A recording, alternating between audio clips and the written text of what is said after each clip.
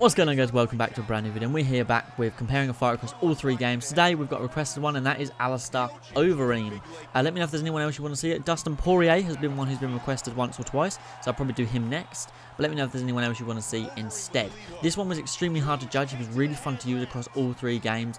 These are just my opinions. I'm not saying I'm right. This is just how I felt when I was using them. He was powerful in all three, without a doubt, but it just feels different in each game. So we're going to start with his stats, and then we're going to go into how I felt and how I ranked him among the other two Alistairs, sorry. So we're going to start with a stand-up and ground and submission. 92 stand-up, 82 ground, 82 submission. All pretty good stats, really. His stand-up has always been pretty good. His kick speed, 62. His punch speed is a 60. And this is where he was full of surprise, Alistair. His stats surprised me so much in every game. His leg power, his left leg is a 100. His right leg is a 99. His hand power, his left hand is a 98. And his right hand is 97. His takedown defense is 80. And his takedown is an 82. His health is a body, 90. Chin, this is where we all know Alistair has got a weak chin, 82. His leg health is 100. And his stamina is 50.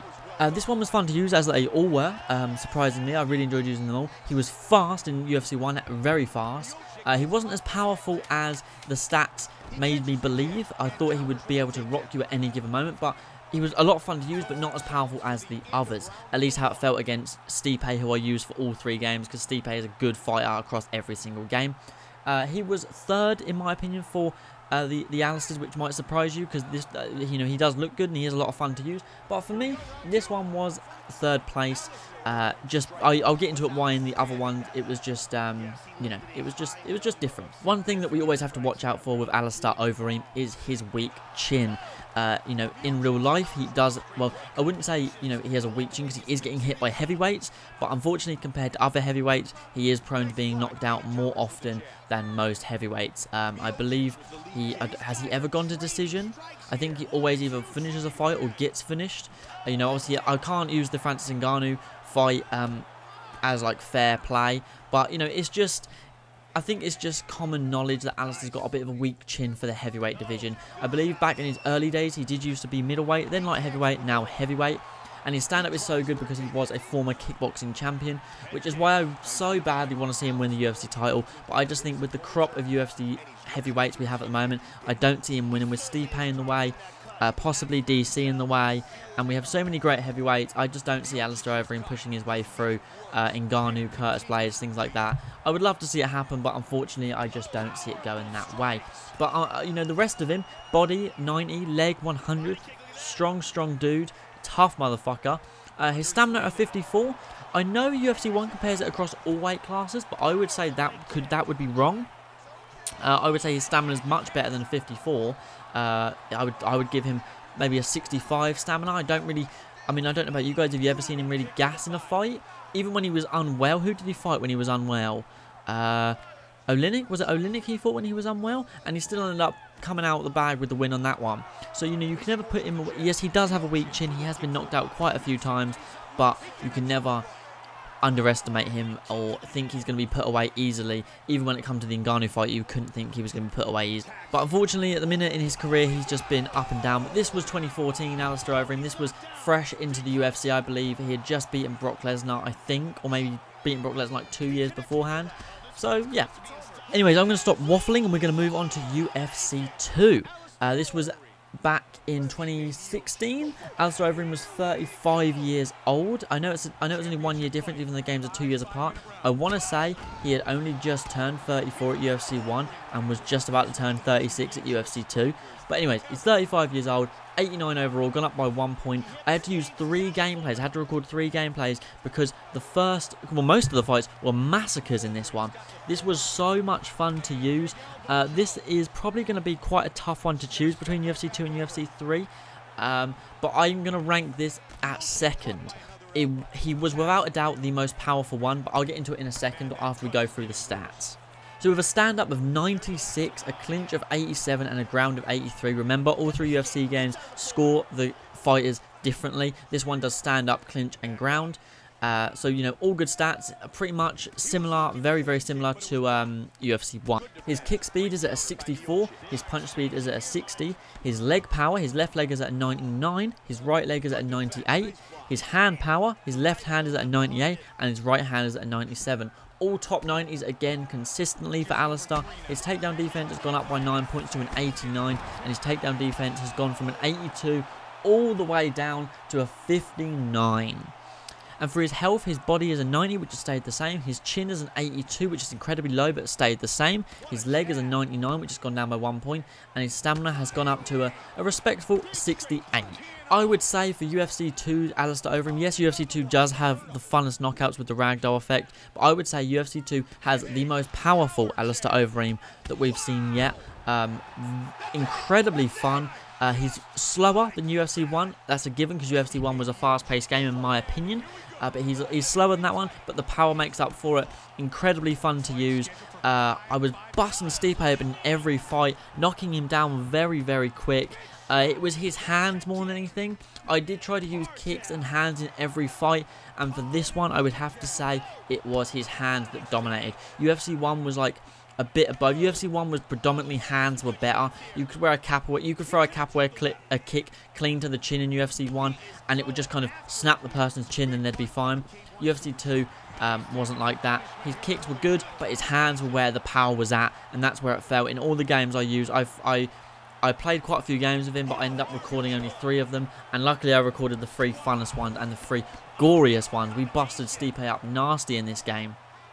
Don't forget, I keep the difficulty the same across all 3 UFCs when I play, so there's no difference. I'm not like leaning towards one. You guys know that with the Conor McGregor one, I shit all over UFC 2, and with the John Jones one, I said it was the best one. So, you know, things change, man, and so far we've had quite a mix-up of games, of favourite games in my opinion. So yeah, this was without doubt the funnest one. I really enjoyed Alistair Overeem in this game. Yes, it is difficult to get used to the striking of UFC 1 and UFC 2 after playing UFC 3 for a couple of years, but once you just have a couple of warm-up games, you know what you're doing, you just have fun. You know, we're not playing it serious, we just have fun and we just get a feel for them. And Alistair was nasty. His elbows, which surprised me, were vicious as hell, and yeah, he was a lot of fun to use in this one. Yet again, weak chin, you know, was a worry. I tried to kind of test it as well, like to see if the chin really is that weak. I don't want to show you guys that. I could like do a more in-depth one where I show you guys the testing of the chin, the body and the leg. I just want to have fun and show you guys gameplay and read off stats. It's more fun for me that way. And yeah, he does get knocked out pretty quick and he can get rocked very quickly. In my opinion, even though the stats are the same for UFC 1 and UFC 2, UFC 1 had a weaker chinned Overeem. And now we are moving on to 37-year-old Alistair in UFC 3. This one was my favourite, but first we're going to read off the stats before we get in. Don't forget, UFC 3 has limited their stat system, so it's not as in-depth. They go off their 4 main stats are striking, grapple, stamina and health. Striking at a 93, grapple at a 91, stamina at a 90 and health at an 89. His striking speed is a 93, his power is a 93, his takedown defense is a 93, his takedown is an 88, and his health is a body at a 95, gone down by 5 points. His chin, an 86. His leg at a 90, and obviously stamina is one of their main stats they do. This one, obviously he's older, we know this, he's slower, it did feel like it, but this was the most complete Alistair in my opinion. It fought more like Alistair does in real life. It was cleaner, smoother, you know, more precise shots, and also very, very powerful kicks this Alistair Overeem has. The front kick to the face, which you'll see me just use again and again because it was so much fun. I was literally laughing while using it because it was so much fun to use. Just the what would it be, like the Karate Kid swan kick to the face, like the teep to the chin. It was just so much fun to use, and it was just cracking Stipe. Dropped him over and over and over again. It was so much fun to use. So I had to put this one at first place. So this is the first time we've gone UFC 2, we've gone UFC 3, UFC 2, UFC 1 in order like that. I just want to say, for people that are fans of all 3 games, UFC 3 is not better as a game than any of them, and UFC 1 was not bad. It's just for this one, Alistair was more complete as a fighter and more fun to use in UFC 3. I mean, UFC 2 was the funnest one, but UFC 3 was the most complete one, the most realistic one, which makes sense because it's a newer game. But, you know, these stats really surprised me, especially given his hand power. I know he's a powerful dude, you know, I think he was a K1 kickboxer. Very powerful legs, very powerful hands. But I did not expect them to actually do him justice in the first 2 games and give him the 199, 98, 97 stats in his hands. I did not expect that at all. Don't know about you guys. That was surprising for me. And but this was a lot of fun. This was the first heavyweight we've done so far. We've done Conor McGregor, John Jones, and now Alistair Overeem. I don't mind if you guys want me to do another heavyweight or anyone in those similar weight classes. The only thing I will say is Dustin Poirier, like I said, has been requested, but for UFC 1, UFC 2, he's in featherweight, and for UFC 3, he's actually not in featherweight, I don't believe. I think he's only in lightweight, which was quite surprising. So, yeah, I'm pretty sure that's how it works. I could be well wrong, but I feel like I checked the other day and Dustin Poirier is not. I could be thinking of a different fighter, so I apologise if I'm wrong there.